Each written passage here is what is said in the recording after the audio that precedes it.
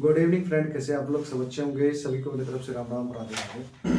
तो आज का जो टॉपिक है आपका रिगार्डिंग, देखो, आईबीपीएस पीओ मेंस के रिगार्डिंग में बात करेंगे।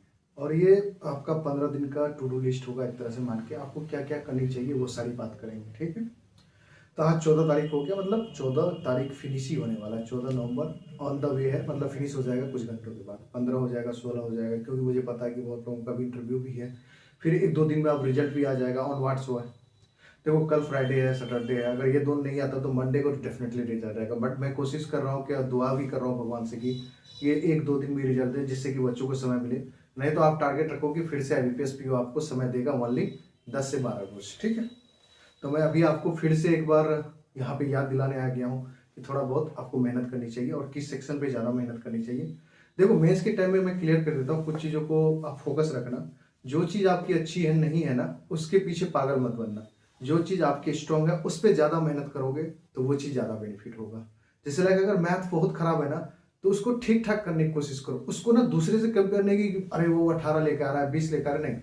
अगर आपकी रीजनिंग अच्छी है, इंग्लिश अच्छी है, तो इस पर ज़्यादा मेहनत करो। अगर जीए थोड़ा बहुत ठीक है तो जीए पढ़ो, क्योंकि जीए का रोल ना एबीपीएस पीओ में ज़्यादा इंपॉर्टेंट है। और डिस्क्रिप्टिव का रोल, तो ये चीज़ दो चीज़ों को ना अच्छे से फोकस करो मेरे हिसाब से। अगर मैथ्स ठीक नहीं है तो उसको एक लेवल में लाओ, और क्या क्या टॉपिक्स को आप ठीक कर सकते हो जहाँ पे वो नंबर आप गेन कर सकते हो, तो ये चीज़ फोकस करो। मैंने देखा कि मोस्टली बच्चे जो है गलती करते हैं, जो चीज़ उनकी ठीक नहीं होती ना वो ठीक करने वो चले जाते हैं, तो वो उसको उनके लिए वो प्रॉब्लम्स क्रिएट करेंगे, ठीक है। तो आइए स्टार्ट करते हैं। सबसे पहली बात, रीजनिंग में देखो, मैंने 3 कैटेगरी में रीजनिंग को बांटा है: critical reasoning, mixed question and puzzle. अब क्रिटिकल रीजनिंग में आपको किससे देखना है? मैं बार बार बोलता हूँ, संजय सर से देखना है। आर्ट ऑफ रीजनिंग क्लासेस करवाते हैं, ठीक है। यहाँ पे 5 से 6 क्लासेस है थ्योरेटिकल के, उसको आप पढ़ लो। उसके बाद जहाँ पे भी मिक्स क्वेश्चंस हैं उनके वीडियो क्लासेस में वो देख लो, या मिक्स क्वेश्चन आपको प्रैक्टिस करनी है तो आपके पास गाइडली बंडल पीडीएफ, तो डेफिनेटली आप वहाँ से प्रैक्टिस कर सकते हो। नहीं है तो आप स्मार्ट कीडा का ऐप डाउनलोड कर लेना, वहां पे उनके क्यूजेज में चला जाना, free of cost critical reasoning की प्रैक्टिस मिल जाएगी। बट थ्योरी पहले पढ़ लेना। थ्योरी को देखो, आप बढ़ा के पढ़ाओगे तो नहीं फायदा होगा। उसको एक ना नोट्स बना लो कि कॉज एंड इफेक्ट में क्या रूल्स है। कुछ रूल्स होते हैं भाई, रूल्स एंड रेगुलेशन होते हैं, और ये सिंपल लैंग्वेज में नहीं आएगा। मैं बता रहा हूँ, एक लैंग्वेज टाइप का आएगा, इतना इतना लैंग्वेज का आएगा, फिर नीचे में क्वेश्चन होंगे, 2-3 क्वेश्चन एक लैंग्वेज पे होगा, तो वो प्रॉब्लम्स करेगा। मिक्स क्वेश्चन देखो, 2 टीचर है मिक्स क्वेश्चन में, जिसे मैंने रखा है इनपुट आउटपुट का रखा है, कोडिंग डायरेक्शन का रखा है, कोडिंग डिकोड, कोडेड सैलोज, डेफिनेटली फॉल्स वाली सैलोलिज। इस टाइप के क्वेश्चंस आपको करने के लिए 2 टीचर्स हैं। या तो आप वर्चुअस यूट्यूब चैनल से देख सकते हो जहाँ पे ध्रुव सर पढ़ाते हैं, या आप द आर्ट ऑफ रीजनिंग वाले सर से ही देख सकते हो जहाँ पे संजय सर पढ़ाते हैं। Okay, got it. पजल्स के लिए देखो, पजल्स के लिए आप 1-2 क्लासेस, 3 क्लासेस, 4 क्लासेस देख सकते हो मैक्सिमम। बट जितना आप पजल पे प्रैक्टिस करोगे, देखो मैंने ऊपर के 2 क्लासेस वीडियो क्लासेस इसलिए कर रहा हूँ देखने के लिए, इसमें कंसेप्ट की जरूरत है। पजल में कोई कंसेप्ट नहीं है। जो चीज आप पीढ़ी के लिए बना रहे हो ना, उसी का इनहांस वर्जन आएगा। जैसे मैं बोल रहा हूँ कि फ्लैट एंड फ्लोर क्वेश्चन बना रहे हो, 8 लोग बैठ रहे हैं 4 फ्लोर पे, 4 फ्लैट पे, 4 फ्लोर पे 4 फ्लोर पे 8 लोग बैठ रहा है, फ्लैट 1 फ्लैट 2, तो वहां पे क्या करेगा? फ्लैट 1 फ्लैट 2 फ्लैट 3 कर देगा, 9 लोग बिठवा देगा या 12 लोग बिठवा देगा। उसके बाद डबल करेक्टर कर देगा या मिसिंग कर देगा उसको। तो इस तरह से उसको प्रैक्टिस कर सकते हो, जितना हो सके प्रैक्टिस करो डेली। और देखो, डेली एक रीजनिंग का आप मॉक दे सकते हो, वो काम कर सकते हो। फुल मॉक मत देना, मैं बार बार बोल रहा हूँ, फुल मॉक देने जाओगे आपका टाइम वेस्ट होगा। सप्ताह में अगर आपको फुल मॉक देना है तो वो जाके आप क्या करो, सैटरडे संडे को पकड़ लो कि सैटरडे को मैं फुल मॉक दूंगा, उसका ना संडे को रिवाइज कर लो। बट डेली आप ये देते हो ना, तो इससे आपको ज्यादा बेनिफिट हो। और खास करके रीजनिंग और मैथ और इंग्लिश को ही देना है, 3 चीज को ही मॉक में आप डेली मॉक दे सकते हो, इंडिविजुअली मॉक। अब क्वांट में देखो क्या करना है। क्वांट के लिए रूट बेस्ड क्वाड्रेटिक इक्वेशन आता है, इस पे प्रैक्टिस करो। ये वीडियो सारे टीचर्स ने डाल रखे हैं, जिसमें सबसे ऊपर हर्षल सर का, वो देख सकते हो। उसके बाद नहीं तो बेटरन सर वाला देख सकते हो, 2 क्लासेस है, ठीक है। आशीष सर का भी देख सकते हो, नहीं तो मीनाक्षी मैम, जो कि मुझे लगता है कि अगर कोई प्लेलिस्ट अच्छा बना हुआ है तो मुझे लगता है कि मीनाक्षी मैम की बनी हुई आप देख सकते हो, जो गाइडली पे पढ़ाती है। उसके बाद नंबर सिस्टम देख लो, इन्हीं 4 टीचर से देख सकते हो नंबर सिस्टम, क्योंकि अब ना ये ब्लेंड करके क्वेश्चन पूछते हैं। मतलब क्वाड्रेटिक वाले जो रूट क्वेश्चन है और नंबर सिस्टम को ना मिक्स करके क्वेश्चन पूछते हैं। या रूट को कैसे पूछ लेगा, या कोई नंबर सीरीज दे देगा आपको डिफिकल्ट टाइप का, उसमें से वो बोलेगा कि जो फाइंड आउट नंबर होता है ना, फिर नीचे में आपको रूट बेस्ड क्वेश्चन बना के दे देगा पीक्यू फॉर्म में, तो उसको वो बनाना होता है। तो इस टाइप के क्वेश्चंस बनते हैं, तो थोड़ा सा केयरफुल होना। हो सकता है कि रूट बेस पे आपको डीआई भी देखने को मिल जाए, तो इसलिए मैं बोल रहा हूँ, और नंबर सिस्टम पे भी डीआई देखने को मिल सकता है। आईबीपीएस एसबीआई से भी एक कदम आगे की थिंकिंग करता है, थोड़ा सा केयरफुल रहना। तो इस टाइप के क्वेश्चन बोलेंगे, तो ये दोनों तो डेफिनेटली आपको पढ़ना ही पढ़ना। जो पढ़ चुके इस पर प्रैक्टिस कर लो, इसके डीआई भी बना लेना, ठीक है, याद से। और इसके बाद कैसलेट। कैसलेट देखो, अगर प्रैक्टिस करते हो तो डेफिनेटली एग्जाम में ट्राई करना चाहिए। अगर नहीं प्रैक्टिस करके जाते हो तो एग्जाम में तो भूल के भी टच नहीं करना पाले। उसके बाद डीआई आता है। अब डीआई में क्या होता है, यहाँ पे लॉजिकल डीआई आएगा ज्यादा, कि अर्थमेटिक का ब्लेंड और लॉजिकल, मतलब कुछ मतलब डेटा दिया रहेगा, नीचे में उसके ना कंडीशन दिए रहेंगे, वो कंडीशन वो बहुत इंपॉर्टेंट है, तो आपको ना वो कंडीशन ध्यान से पढ़ना पड़ेगा। Okay, got it.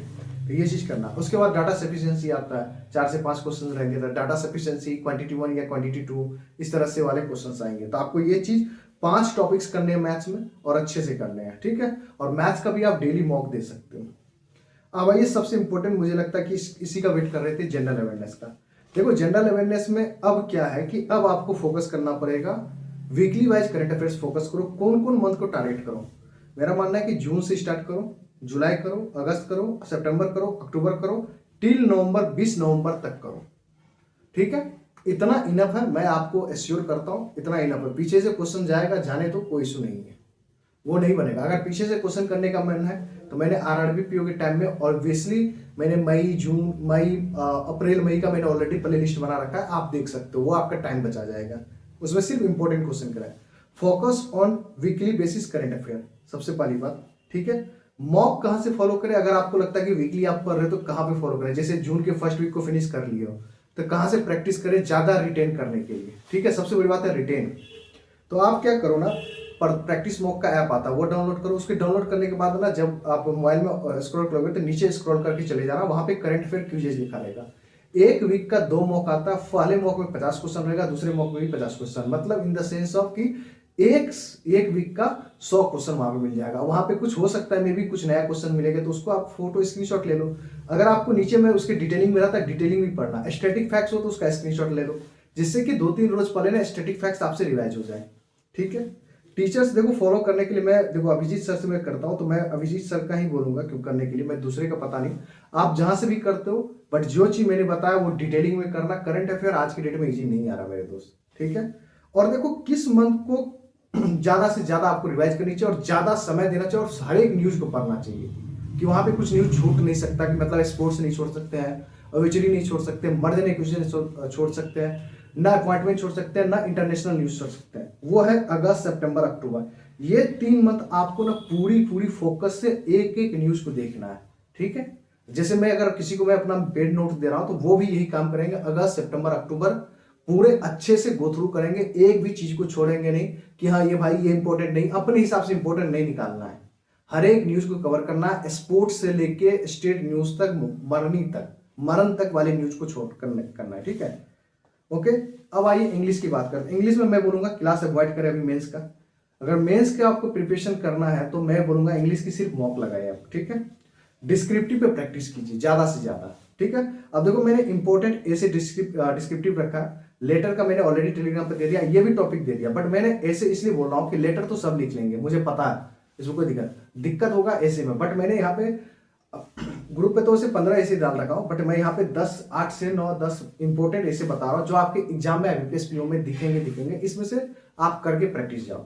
जैसे 1 नेशन 1 इलेक्शन, ये हॉट टॉपिक है क्योंकि होना तो तय है, तो इसमें पूछ सकता है। Fintech in India a catalyst for financial inclusion. Fintech India देख रहे हो, फाइनेंशियल टेक्नोलॉजी की बढ़ते जा रहा है, हर एक तरफ से सारे कंपनियां आप फिनटेक की बढ़ रहा है, तो आपको इस पे नॉलेज रखना पड़ेगा। The role of renewable energy, क्योंकि रेन्यूएबल एनर्जी चल ही रहा है भाई, आप देख रहे हो गवर्नमेंट ग्रीन लोन ले रहा है, बहुत सारी चीज में ले रहा है, ऊपर से एडीबी भी लोन दे रहा है ग्रीन एनर्जी के लिए, ऊपर से वर्ल्ड बैंक भी दे रहा है, तो ये इंपॉर्टेंट था। The role of renewable energy in combating climate change. The pervasive issue of women safety in India, ये भी बड़ा मुद्दा है, आप रिसेंटली देख रहे हो कि कलकत्ता में भी हुआ वो चीज, उसके बाद यूपी में हुआ वही था कुछ दिन पहले। ये इशू है, आपको करना पड़ेगा। वुमेन सेफ्टी से, वुमेन के रिगार्डिंग एक ना एक पैसेज तो आना ही आना तय है। और उसके बाद the climate change and its effect on biodiversity. अब देखो क्लाइमेट चेंज हो रही है, कभी गर्मी हो रही है, कभी मौसम बहुत ठंडा गिर रहा है, जैसे कि अभी है कि देखो बिहार में लग रहा था कि दीपावली से पहले कि एक बार थोड़ा सा पानी वानी हुआ, उसके बाद ठंडा गिर गया, उसके बाद फिर गर्मी आ गया, इतना तेज गर्मी। तो इस तरह से हो रहा है, ठीक है। अब ये है इंपॉर्टेंट, छठा जो बना रहा हूं ये मैं भी इस आईबीपीएस के रिगार्डिंग से ना है, बट मुझे लगता है कि कहीं कहीं अगर बन जाए तो कर सकते हो, क्योंकि ये थोड़ा सा ना यूपीएससी टाइप के क्वेश्चंस हैं ये। जैसे कि the role of BRICS in the global economic order, क्योंकि ब्रिक्स का ना दबदबा बढ़ते जा रहा है। अब ना जो जैसे कि दूसरे देश हैं, जैसे कि ब्रेक्सिट है, ये सब चीज है, तो यूरोपियन कंट्री है, उसमें से तो लोग टूट टूट के ना अब वो सोच रहा है कि ना मैं ब्रिक्स के साथ जुड़ूं, ठीक है। तो ये इनिशिएटिव तगड़ा है, क्योंकि इसमें भारत, रसिया, ब्राजील, साउथ अफ्रीका, इन लोग का ना प्रचंड है, और खास करके ना इंडिया, रसिया और चाइना का इसमें ना दबदबा है। तो ये चीज आपको करना पड़ेगा। ये सातवां जो पॉइंट है, child marriage and child labour, इस पे भी बेस्ट क्वेश्चन आपको बन सकता है। तो ओवरऑल ये भी है, ठीक है।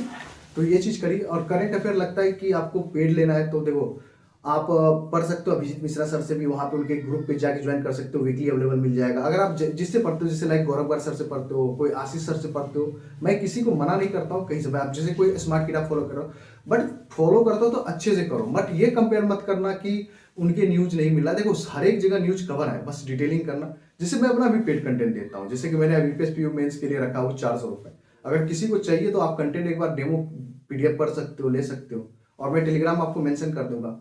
और जिसको देखो, जिसको सब्सक्राइब करना है कर लेना, मैं अब नहीं कहूँगा, क्योंकि मैं कुछ लोगों का देखता हूँ वीडियो, तो उनके सब्सक्राइबर इतने बड़े हैं, पता नहीं वो कुछ देता भी नहीं है, पता नहीं फिर भी उसके इतने सब्सक्राइबर रहता है, आई डोंट नो कैसे।